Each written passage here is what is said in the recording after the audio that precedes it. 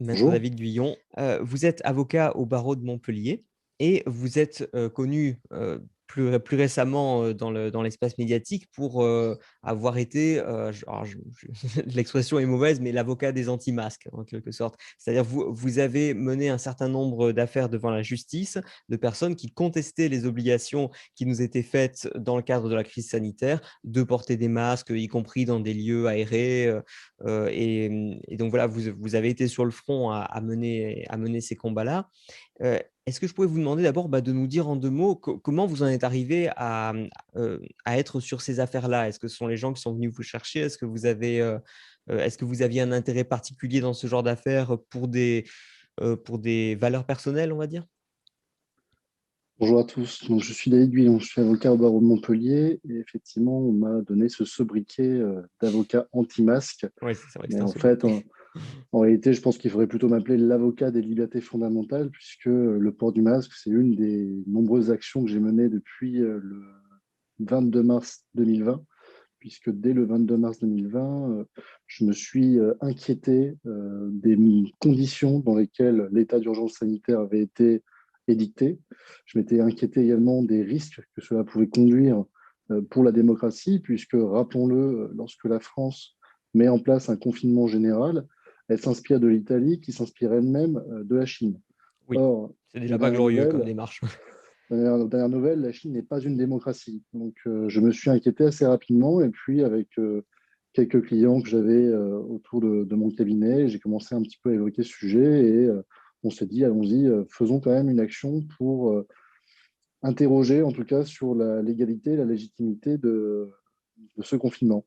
Et puis, petit à petit, je me suis retrouvé donc avec deux confrères parisiens, Clarisse Sand et Frédéric Niel, Mmh. pour défendre des restaurateurs, puis des gérants de boîtes de nuit, puis des gérants de salles de sport et enfin donc des citoyens qui contestaient le port du masque en extérieur.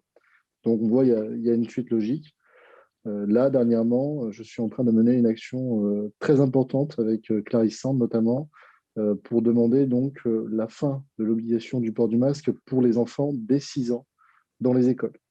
Donc là, c'est la dernière action que je suis en train de mener en ce moment, la plus récente. Et bien évidemment, on le voit, c'est une continuité en fait hein, dans le combat, puisque plus le temps est passé et plus les gens se sont interrogés, interpellés sur la légitimité des mesures qui étaient mises en œuvre. Puisque aujourd'hui, après plus d'une année de confinement, de couvre-feu et de restriction de liberté, nous n'avons aucune étude d'impact qui permette de démontrer les effets positifs ou négatifs des différentes mesures. Ce qui veut dire qu'un an après, on en est toujours au même point, à prendre toujours les mêmes mesures et avec le succès qu'on leur connaît, puisque jusqu'à ce jour, nous n'avons pas réglé le problème de la crise sanitaire. Et est-ce que justement l'inclination des politiques à toujours prendre des mesures, les plus précautionneuses possibles, est-ce que c'est pas justement lié à une judiciarisation de la société qui fait que, on va pas hésiter à aller traîner devant les tribunaux, les politiques pour les accuser de tout ce qui s'est passé? C'est pas vraiment pour prendre leur défense que je dis ça, mais est-ce que c'est pas une réaction rationnelle de leur part de se dire: «Voilà, si je prends trop de précautions, je risque pas grand-chose. Si je prends pas assez de précautions, là, éventuellement, on me traîne au tribunal et c'est fini pour moi, quoi». Alors, en tout domaine, l'excès est un vice, disait Sénèque. Donc déjà à l'époque, on s'était interrogé sur l'excès. Oui. L'excès, c'est l'excès dans l'action et aussi l'excès dans l'omission. Alors, au début, on a effectivement fustigé nos politiques pour ne pas avoir anticipé la crise. Puis aujourd'hui, on pourrait leur dire que c'est une application excessive du principe de précaution, puisque on se retrouve à prendre des mesures qui, sous prétexte de vous sauver la vie, vous conduisent à vous nier tous les droits que le droit à la vie vous accorde. C'est quand même le paradoxe dans lequel on se trouve. Je pense qu'il nous faut raison garder. Chaque fois qu'on prend des mesures, il faut revenir à une certaine proportionnalité. Donc, moi, mon combat, il n'est pas de dire il y a une crise ou il n'y a pas de crise. Mon combat, il est de dire il y a une crise, effectivement, scientifiquement, il y a une crise. Moi, je ne suis pas scientifique, Oui, je bien n'ai pas à sûr. dire si c'est Enfin, à c'est moi. ouais. Voilà, c'est pas à moi de dire si effectivement il existe ou non un problème sanitaire. Scientifiquement, il n'y a pas de débat là-dessus. En revanche, moi, mon rôle en tant qu'avocat, c'est de dire où est-ce que l'on place le curseur. Le curseur dans les restrictions. Si les restrictions sont trop importantes et que derrière, il n'y a pas un avantage sanitaire suffisamment important, alors dans ce cas-là, mon rôle en tant qu'avocat, c'est de saisir la justice et de dire on censure. tout ce qui est excessif. Si on peut obtenir le même résultat sur le plan sanitaire avec une mesure qui est moins restrictive, dans ce cas-là, c'est cette mesure qui doit prévaloir. Par exemple, sur le couvre-feu, si, il n'y a aucun effet bénéfique à avoir rapporté le couvre-feu à 18 heures, alors dans ce cas-là, au bout d'un mois et demi d'observation des effets positifs ou négatifs de ce couvre-feu, on devrait revenir à un couvre-feu qui est moins restrictif. Or, aujourd'hui, on s'en perçoit d'une chose, c'est que chaque fois qu'il y a eu un rognement des libertés publiques, nous ne sommes jamais revenus en arrière. Oui, c'est ça, c'est qu'il y a il y a un effet de cliquet, hein. C'est Vincent Gelozo qui utilisait cette expression tout à l'heure. Il y a un effet de cliquet, quoi. Une fois qu'on a franchi une privation de liberté, et que les gens n'ont pas trop rué dans les brancards, on revient plus en arrière. Mais justement, à propos de ruer dans les brancards, comment expliquer que les restaurateurs respectent aujourd'hui les obligations qui leur sont faites de fermeture administrative ou de choses comme ça, alors même que pour beaucoup, c'est leur survie qui est en jeu, leur survie financière et même, enfin, quasiment leur survie tout court. Parce que je veux dire, il y a des gens qui sont poussés au suicide. Je pense que c'est pas excessif de dire ça. Comment se fait-il que pendant les gilets jaunes, les gens étaient dans la rue pour finalement pas grand-chose, objectivement parlant en termes de dommages financiers, alors que là, on menace leur survie et même quand il y a des appels à ouvrir, «sauvagement» entre guillemets, par exemple le 1er février dernier, moi à Aix-en-Provence, je ne sais pas comment c'était pour vous à Montpellier, mais personne n'avait ouvert quoi. Tout le monde avait respecté, la fermeture. Donc ils sont résignés, passifs, Je pense qu'ils ont peur, en fait. Je pense simplement qu'ils ont peur. Ils ont peur de perdre le peu qu'on leur a laissé, puisque jusqu'à maintenant, ils ont encore l'espoir de réouvrir au moins un jour. Ils ont ouais. encore l'espoir de pouvoir sauver leur commerce. Et on leur a très bien expliqué que le 1er février 2021, s'ils réouvraient, dans ce cas-là, ils allaient d'une part payer une amende administrative qui pouvait être plus ou moins importante, et d'autre part perdre le peu d'aide qu'ils avaient, puisque s'ils étaient fermés à l'avenir, ce ne serait pas pour cause sanitaire, mais bien pour avoir manqué à une obligation de sécurité. Donc on n'est plus du tout dans la même cause de fermeture, et bien entendu, vous perdez toutes les aides qui vous sont accordées. Ce qui implique derrière nécessairement des liquidations judiciaires, et si on avait estimé que vous avez commis une faute en tant que gérant, l'engagement de votre responsabilité personnelle. Ça veut dire que vous allez payer sur vos deniers personnels les dettes de votre société. Donc, autant vous dire que je pense qu'aujourd'hui, ce qui fait que les restaurateurs n'agissent pas, c'est d'une part parce qu'il n'y a pas forcément une solidarité extrême entre les membres de ce secteur qui est très hétéroclite, hein. Vous avez quand même Mmh. des grosses multinationales et derrière des petits restaurateurs. Donc, nécessairement, la solidarité entre eux, elle est quand même assez variable. Et derrière, parce qu'il y a cette peur de perdre le peu qu'ils ont encore l'espoir de pouvoir sauver. Mmh.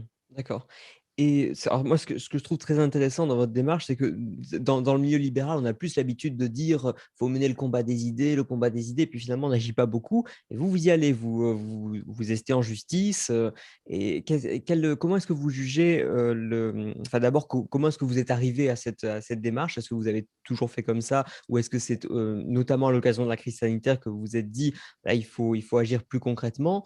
Et comment est-ce que vous jugez les résultats de cette approche? Est-ce que vous avez obtenu des résultats en justice? Et lorsque vous en avez obtenu, est-ce que ces résultats sont suffisamment relayés dans les médias, suffisamment connus, vécus comme des victoires dans l'opinion publique? Alors, agir, effectivement, c'est le propre de l'avocat. C'est-à-dire que lorsqu'on recourt au service d'un avocat, c'est pour que concrètement, il se passe quelque chose. Mmh, Donc, à partir du moment où on m'a mandaté pour faire des actions en justice, effectivement, je fais une action en justice. Je ne me suis jamais posé la question de pourquoi il fallait le faire, comment il fallait le faire. C'était mon métier, en fait, déjà. Donc, passer à l'action, c'est vrai que ça n'a jamais vraiment été une problématique. Là où la première fois, on m'a un petit peu interpellé en me disant attention quand même, là, tu risques quand même de faire un peu de bruit, c'est lorsque j'ai attaqué le premier arrêté préfectoral à Montpellier qui imposait le port du masque en extérieur et notamment à cette époque uniquement dans le centre-ville de Montpellier. Là, à ce moment-là, on m'a dit attention, ça commence peut-être à devenir un peu trop politique. Mais encore une fois, moi, on ne m'a pas demandé de faire de la politique, on m'a demandé de faire du juridique.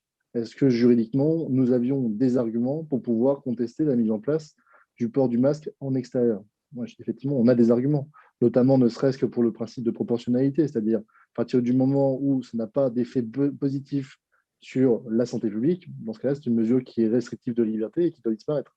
Aujourd'hui, après plus de 6 mois, 8 mois du port du masque en extérieur, je pense qu'il y a une chose qu'on a constatée, c'est que ça n'a ni empêché le deuxième confinement, ni empêché un couvre-feu. Donc, on peut quand même s'interpeller sur l'efficacité ou non de cette mesure. Et le pire dans tout ça, c'est que nous n'avons pas d'étude d'impact qui permet de dire, au bout de 6 mois, 8 mois d'application du port du masque en extérieur, effectivement, il y a des effets positifs ou effectivement, il y a des effets négatifs. Et on fait un peu la balance avantage-inconvénient de ces effets. Aujourd'hui, vous n'avez aucune étude sérieuse sur le sujet. Concernant les victoires, depuis donc, le 22 mars 2020, j'ai engagé donc, des recours. J'ai eu une audience donc, le 14 décembre 2020 devant le Conseil d'État qui a donné lieu à un arrêt du 22 décembre 2020. Cet arrêt, il y en a toute une série, ce n'était pas le seul qui a été rendu ce jour-là, mais ce jour-là, l'arrêt que j'ai obtenu a permis d'obtenir l'annulation de la mise en bière immédiate. Qu'est-ce que la mise en bière immédiate? La mise en bière immédiate, c'est lorsque vous décédez, votre corps est placé dans une bâche en plastique, et Mm. puis votre corps est ensuite déposé dans un cercueil qui est hermétiquement fermé. Ce qui, pour les familles, C'est terrible. fait que lorsque vous souhaitez vous recueillir, on ne vous présente qu'un seul cercueil qui est fermé. Donc vous n'avez pas la possibilité de revoir encore le visage de la personne décédée, ce qui est quand même assez dramatique pour des millions de Français. Ouais. Le 22 décembre 2020, cette mesure est annulée. Le Conseil d'État dit qu'elle est disproportionnée et qu'elle porte atteinte au droit à la vie privée et familiale. Et effectivement, le 16 janvier 2021, le gouvernement va prendre un décret pour mettre fin à cette mesure. Vous n'entendrez jamais parler de cette décision du 22 décembre 2020. Pire encore, les médias tels que Le Monde vont relayer cette modification de l'état du droit en estimant que c'est la médiatisation soudaine de Stéphanie Bataille lorsqu'elle avait indiqué dans les médias qui lui avaient donné cet écho qu'elle n'avait pas pu revoir son père qu'il a crié pourtant à corps et à travers. Effectivement, elle a représenté, elle a incarné grâce à sa notoriété la souffrance qu'ont rencontré des millions d'autres Français. Et le Monde a titré en disant que c'est l'émotion, finalement, qui avait permis cette modification du droit. Non, non, non, ce n'est pas l'émotion. C'est cette décision du 22 décembre Ouais. 2020 qui a dit au gouvernement, vous nous changez l'état du droit. Bien entendu, vous n'entendrez jamais parler, parce que si on commence à faire comprendre aux gens que de faire des actions juridiques, ça peut permettre de changer concrètement les choses, dans ce cas-là, demain, le Conseil d'État va vraiment être submergé. Déjà qu'il l'est de manière très importante, puisque depuis un an, on légifère par voie de décret, donc là, ce qui fait que les gens ont la possibilité d'aller saisir directement le Conseil d'État pour contester ces mesures. Donc vous avez un prétoire aujourd'hui qui est vraiment ouvert à n'importe quel citoyen, mais si on leur fait comprendre qu'ils peuvent vraiment obtenir quelque chose, effectivement, c'est peut-être le système qui risquerait aujourd'hui d'être ébranlé. Alors ça, c'est cette petite victoire qu'on a obtenue. Ce n'est pas grand-chose par rapport à tout ce qui avait été soulevé. Et bien entendu, ma mission C'est des une prochains victoire, hein. mois, C'est c'est une déjà. victoire. Je veux dire, on prend ce qu'on peut prendre par les temps qui courent. On a perdu tellement de liberté que d'avoir quand même une victoire, mais vraiment cette fois-ci, pas juste quelque chose de moral, pas vraiment quelque chose sur le papier, quoi, qu'on peut faire appliquer. Non, je trouve que c'est déjà énorme. Alors, effectivement, ce qui est malheureux, c'est que vous n'avez aucune communication sur le site du Conseil d'État. C'est-à-dire que si vous allez sur le site du Conseil d'État, vous avez, on va dire, des publications sur les décisions intéressantes du moment. Par exemple, Ouais. une des dernières en date, c'est la possibilité pour les avocats de recevoir leurs clients après 18 heures. Et le même jour, vous aviez la possibilité pour les personnes qui étaient dans les EHPAD de pouvoir sortir, puisque jusqu'à maintenant, ils étaient enfermés donc, dans les EHPAD. Et le Conseil d'État a dû rappeler le 3 mars dernier que non, non, ils peuvent quand même sortir, sinon c'est une atteinte qui est disproportionnée à toute une série de libertés fondamentales. Donc on le voit, dès qu'il y a des décisions intéressantes, le Conseil d'État communique là-dessus. Et malheureusement, vous n'aurez aucune communication sur ces décisions du 22 décembre 2020, où vous aviez effectivement la question de la mise en bière immédiate, mais pas seulement, vous aviez d'autres arrêts, notamment celle qui nous disait que le délit de non-confinement, finalement, ne nécessitait pas de pouvoir produire l'attestation dérogatoire de déplacement.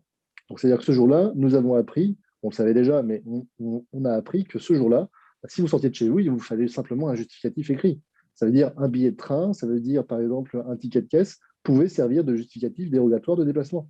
Donc vous D'accord, n'avez vous pas n'étiez pas forcément obligé besoin d'avoir le papier d'attestation. exact à télécharger sur le site du gouvernement, etc. Tout à fait, tout à fait. Et vous pouviez tout à fait avoir une attestation dérogatoire de déplacement qui ne remplissait pas forcément les formes de l'attestation mise en ligne. C'est-à-dire que vous pouviez très bien vous attester à vous-même que vous vous déplaciez pour un des motifs prévus par la loi et vous expliquiez quel était ce motif. Et vous cochiez votre case. C'est-à-dire qu'on se fiche de savoir si le motif existe. Il faut simplement que vous puissiez en justifier par écrit. Ce qui est très différent. Ça veut dire que si vous cochez motif familial impérieux, Oui, bah, j'allais c'est que vous c'est poser la vrai. question, ouais, ouais. Si Comment c'est est-ce qu'ils marqué, peuvent le c'est-à-dire que c'est vérifier, vrai. ça? Ils ne peuvent pas, mais de toute façon, ce n'est pas ce que leur demande le décret. Le décret leur dit simplement vérifier qu'il y a un justificatif écrit qui permet de le rattacher à un des motifs de déplacement prévus par l'article 4 du décret. Et dès que ce motif est effectivement attesté par écrit, Si c'est écrit, c'est que c'est vrai. C'est ça qu'il faut comprendre. Donc, vous n'avez pas besoin de vous justifier. Je Et l'explique sur dans le une vidéo terrain, on YouTube. a vu, excusez-moi de vous couper, sur le terrain, est-ce que ça a été respecté ça? Parce que moi j'ai l'impression d'avoir entendu, mais après c'est l'homme qui a vu l'ours, enfin l'homme qui a vu l'homme qui a vu l'ours, mais j'ai l'impression d'avoir entendu des cas où justement les policiers demandaient un petit peu ce qui leur passait par la tête comme justificatif et se faisaient juge de la validité ou non du motif familial impérieux. Donc, Alors, effectivement, il y a eu est-ce qu'il des n'y a pas une excès, hein. forme d'arbitraire sur le terrain? Il y a eu un arbitraire au début, bien sûr. Il y a eu un arbitraire, mais n'importe qui, au début, n'avait pas compris exactement quel était l'état du droit. Donc, effectivement, au début, il y a eu des excès. Il y a eu des agents verbalisateurs qui ont estimé que l'attestation ne remplissait pas la forme, ont Mmh. estimé que deux personnes du même foyer qui allaient faire leurs courses, c'était contraire au principe du confinement. Bien sûr, il y a eu ça. Maintenant, il y a eu quand même un rectificatif. Vous n'avez plus ces abus-là. Maintenant, les seules personnes que j'entends qui prennent des contraventions pour ce motif sont des gens qui n'avaient pas d'attestation. Parce que je pense Ouais. qu'on a eu un effet pédagogique quand même sur les agents verbalisateurs. On leur a demandé pas de vérifier si le motif existait, on leur a demandé si la preuve du motif était rapportée par un document écrit. C'est tout, terminé. D'accord. J'ai une vidéo YouTube qui explique vraiment clairement ça, parce que je pense que Bah, oui, on comprendre serait le très droit, intéressé d'avoir le lien, enfin d'avoir un endroit où, en fait, où on peut retrouver de manière centralisée les informations qui nous sont utiles au quotidien, justement bien sûr, pour alors, au moins faire valoir ce qui nous reste de bien droit, sûr. quoi. Alors, ce que j'ai compris pendant la crise sanitaire, c'est qu'effectivement, les gens ignoraient totalement leurs droits. C'est-à-dire que personne ne va lire les décrets qui restreignent vos libertés. Par Bah, et parce conséquent, qu'on n'a pas la capacité de les comprendre aussi. bien sûr, Enfin, bien sûr. Non, non non, seulement les mais gens n'ont pas le temps de le faire, mais ils n'ont pas la capacité de les comprendre aussi. C'est tellement compliqué la profession juridique, bon, bien sûr, voilà. et puis vous avez le texte, et après vous avez les recommandations du gouvernement. Les recommandations, est-ce que c'est plus important que le texte? C'est pas très clair. Mmh. Donc, depuis le mois de novembre, j'ai créé donc une chaîne YouTube qui s'appelle David Guyon Avocat, où Ouais. dessus je réinforme, pas exclusivement sur la crise Covid, mais en tout cas sur les notions de droit intéressantes. Je parle de l'effet cliquet, je parle du délit de non-confinement, je parle du délit de rassemblement. Est-ce que vous avez le droit ou non d'être à plus de 6 chez vous? Bon, bah, réponse dans une Ouais. vidéo que j'ai faite sur ma chaîne YouTube. Donc, n'hésitez Ouais. pas à aller consulter parce que je pense que comment dire, se réapproprier les droits, c'est se réapproprier le contrôle de sa vie. Si vous savez exactement ce que vous avez le droit de faire et de ne pas faire, à partir de ce moment-là, effectivement, vous avez la possibilité de pouvoir vivre votre vie dans la stricte légalité et vous réapproprier certains droits dont vous pensiez, à tort peut-être, avoir vu disparaître. Donc ça, je pense que c'est très important. Ouais, non, ça, c'est un vrai motif d'espoir, c'est un vrai motif d'enthousiasme parce que moi, l'attitude que je constate autour de moi et peut-être même moi le premier, c'est que comme on n'est jamais sûr de ce qu'on a le droit ou pas le droit de faire, bah, finalement, on arrête de faire des projets, quoi. On se résigne, on fait plus rien et voilà. Donc non, c'est vraiment important de savoir que bon, d'une part, on peut agir. Donc par exemple, peut-être en vous contactant pour les gens qui auraient la motivation de faire des recours face à des décisions qui leur semblent disproportionnées, abusives, au moins pour voir si on peut faire quelque chose. Et puis bah, pour les gens qui voudraient au moins connaître l'état de leurs droits, donc la chaîne YouTube David Guyon, avocat. Je voulais vous poser une ou deux autres questions. Une seconde, hein, je reprends mes notes. Oui, est-ce que vous pouvez nous dire 2 mots sur le click and requête? Parce que ça, j'en avais pas entendu parler jusqu'ici, justement en préparant l'entretien. J'ai vu que vous aviez inventé le click and requête. Vous pouvez nous expliquer ça? Mais oui, j'allais y venir. C'est vrai qu'on a tellement de choses à évoquer. Je sais qu'on a un temps assez limité. Donc, le click and requête, comme je l'ai indiqué, au tout début du mois de mars, 22 mars 2020, j'ai engagé mes premiers recours. J'ai rencontré, durant cette aventure, deux avocats aussi fervents de défense des libertés fondamentales que sont Clarisse Sand et Frédéric Niel du barreau de Paris. Et Ouais. ensemble, en fait, on a mené toute une série d'actions. À l'arrivée du deuxième confinement, le 29 octobre 2020, on s'est dit, décidément, aujourd'hui, les restrictions des libertés fondamentales sont devenues la norme. Il va donc y avoir toute une série de mesures qui vont s'étendre dans le temps. Il faut que nous puissions agir. Et il faut que le coût d'un avocat ou le fait d'aller se rendre dans un cabinet d'avocat ne soit pas le facteur déterminant pour que les gens agissent ou n'agissent pas en justice. Et à partir de ce moment-là, on s'est dit qu'on allait mettre librement à disposition sur le site Click and Requête l'ensemble du fruit de notre travail durant les 6 mois de pandémie. Et à partir de ce moment-là, donc, on a créé ce qu'on appelle le Click and Requête, clickandrequête.com, qui Ouais. permet finalement d'accéder librement et gratuitement à ces requêtes et aux requérants, donc aux justiciables, aux internautes, de pouvoir télécharger la requête, suivre le mode opératoire qu'on a joint avec la requête, qui leur explique concrètement comment engager une requête. Ils ont 2 paragraphes à remplir, ils ont une signature à faire, et puis ensuite, ils peuvent tout faire en ligne, tout déposer. devant soit le tribunal administratif compétent s'il conteste un arrêté préfectoral, et ici je pense notamment au port du masque en extérieur, soit directement saisir le Conseil d'État pour contester les différents décrets. Nous essayons autant que possible d'actualiser régulièrement les requêtes et cela permet un grand nombre de personnes qui n'ont pas forcément les moyens financiers de saisir un avocat, d'avoir la possibilité de saisir directement le Conseil d'État. Et ça, je pense que c'est une avancée dans la défense des libertés fondamentales. C'est quelque chose qui n'avait jamais été fait jusqu'à maintenant, tout simplement parce qu'on n'avait jamais eu autant de restrictions de liberté et de manière aussi pérenne. C'est ça le plus inquiétant.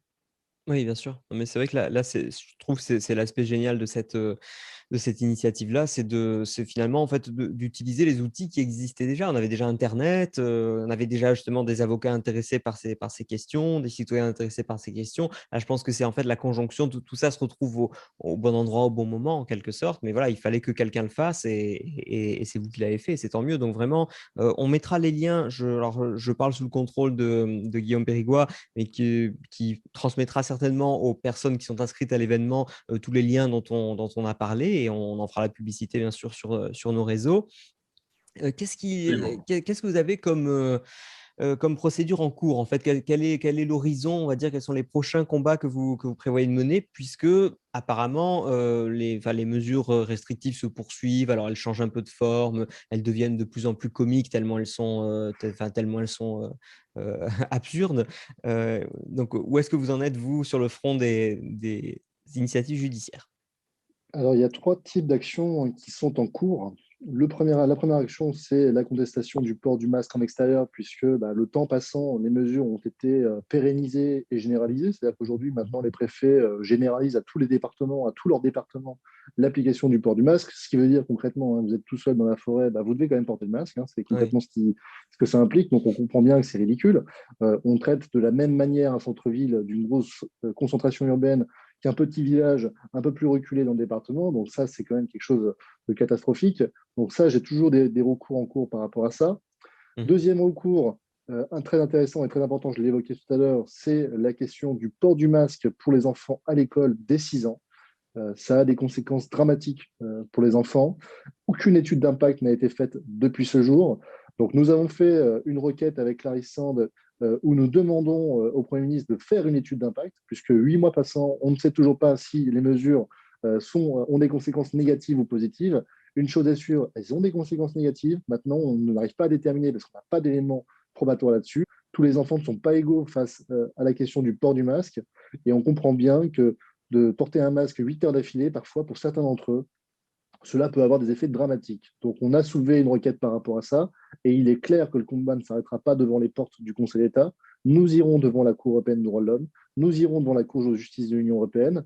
Donc, nous irons bien entendu jusqu'au bout des voies judiciaires, mais pour le moment, nous sommes obligés de faire ce qu'on appelle l'épuisement des voies de recours, c'est-à-dire qu'il bien faut aller sûr. saisir le Conseil d'État, prendre une tôle s'il le faut, et ensuite nous irons donc devant la Cour européenne des droits de l'homme, parce qu'il faut que ce combat puisse servir pour les générations futures. À défaut de pouvoir sauver les enfants actuellement, il est important de sauver l'avenir des enfants, ceux qui peuvent encore l'être. Et une chose est sûre, nous mènerons ce combat, nous sommes déterminés à le mener jusqu'au bout. Donc ça, c'était quelque chose de très important. Cette action est encore en cours. Vous avez la possibilité pour tout parent qui le souhaiterait de nous rejoindre dans cette action collective en consultant le site Enfance et Liberté. Donc Enfance et Liberté qui a fait une communication exceptionnelle là-dessus et nous sommes en train de mener, je pense, l'action collective la plus importante historiquement. Nous avons déjà plus de 500 requérants qui sont liés à cette action. Nous écrivons également aux députés pour alerter sur les effets néfastes des enfants, du masque sur les enfants, parce qu'aujourd'hui, on ne peut plus se contenter de dire que les enfants sont finalement assez malléables et qu'ils peuvent supporter le port du masque.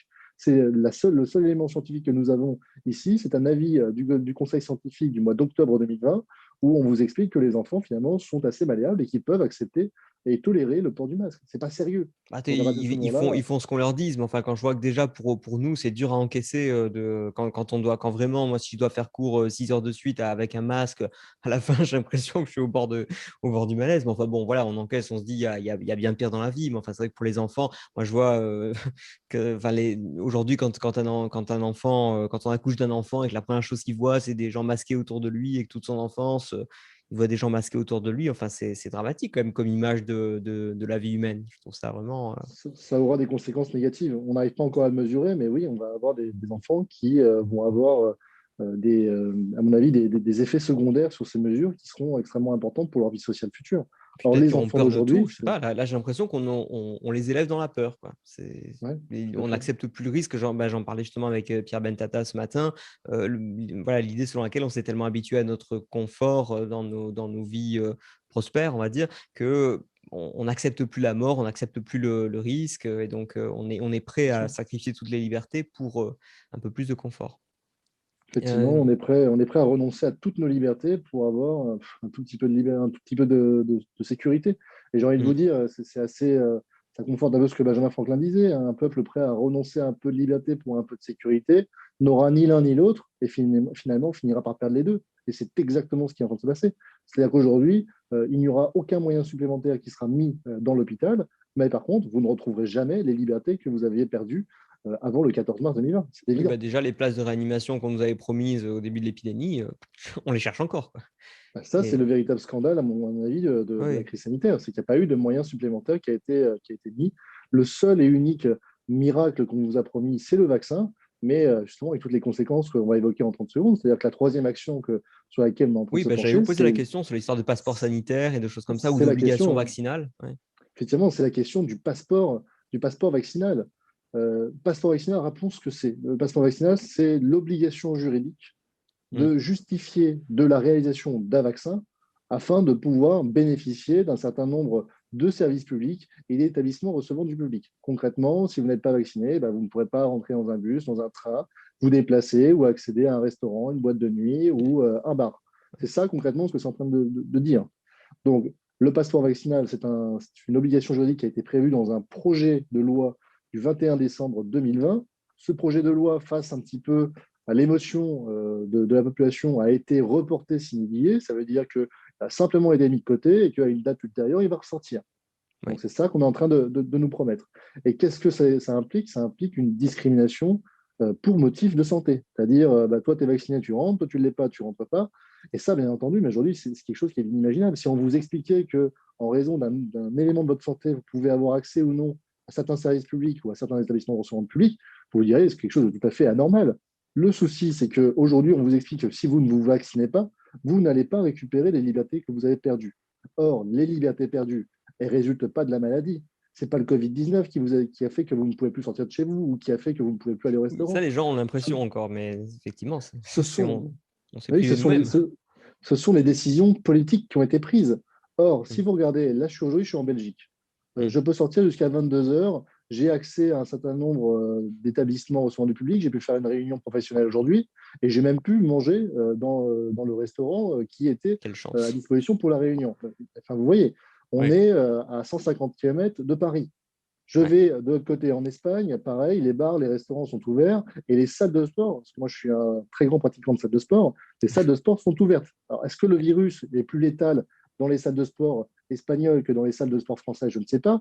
Quoi qu'il en soit, depuis le mois de septembre 2020, vous avez 90% des établissements sportifs qui ont été fermés et 100% qui ont été fermés à partir du 16 octobre 2020. Donc on le voit, ce n'est pas sérieux. Ce qui est sérieux, c'est que la maladie, effectivement, elle existe. Maintenant, les mesures qui sont prises, les mesures restrictives de liberté, ce sont des décisions politiques. Or, vous faire vacciner et retrouver vos libertés, ce n'est pas l'effet du vaccin. C'est encore un choix qui est politique. Donc aujourd'hui, si on se fait vacciner, à mon sens, ça doit être une liberté personnelle, un choix personnel qui vous est laissé. Or, si on vous explique que si vous ne vaccinez pas, vous ne pouvez plus avoir accès à la vie normale, finalement, la vie civilisée, Mm, mm. ben, on ne vous laisse pas le choix. Et ça, c'est effectivement très dramatique. Est-ce que vous imaginez qu'aujourd'hui, si vous avez par exemple le virus du sida, vous ne pouvez pas faire un emprunt bancaire? C'est-à-dire que lorsque vous faites un emprunt bancaire, on vous demande de déclarer si vous avez une maladie. Et bien entendu, si vous déclarez que vous êtes séropositif, eh bien, vous ne pouvez pas avoir accès à un emprunt bancaire. Aujourd'hui, vous avez des sociétés, effectivement, qui vont avoir accès, grâce à ce passeport vaccinal, à des éléments de votre santé. C'est-à-dire que, bon, bah, lui, il n'est pas en très bonne santé, on ne le prend pas. C'est ça Oui. concrètement ce que ça va faire. Donc, ce que les gens ne voient pas, c'est qu'ils se disent, je vais me faire vacciner pour pouvoir retourner finalement dans une vie à peu près normale, mais ils ne voient pas toutes les conséquences dramatiques qu'il y aura derrière. Parce que si on fait un passeport vaccinal pour le Covid-19, qui est quand même une maladie dont le taux de létalité est quand même inférieur à 1%, Et je ne vois pas ce qui pourrait empêcher demain tous les États du monde de dire nous, aujourd'hui, vous avez le sida, vous le marquez sur votre passeport vaccinal. Nous, on veut le savoir. Bah, Vous vous rendez compte? il me semblait que c'était déjà le cas dans certains pays. Il y avait eu quelques affaires justement par rapport au fait d'être séropositif, que ça a limité concrètement l'accès à à certaines Effectivement. choses dans certains pays. Mais justement, à l'époque, c'était fermement dénoncé comme étant quelque chose d'extraordinairement liberticide, quoi. Donc Effectivement, ouais, non. et aujourd'hui, on voit ça, ce genre de choses, ces choses sont des choses qui choquent. Mais pour le Covid-19, on va vous expliquer sur des plateaux télé. J'ai eu la chance la semaine dernière d'intervenir sur Interdit d'interdire.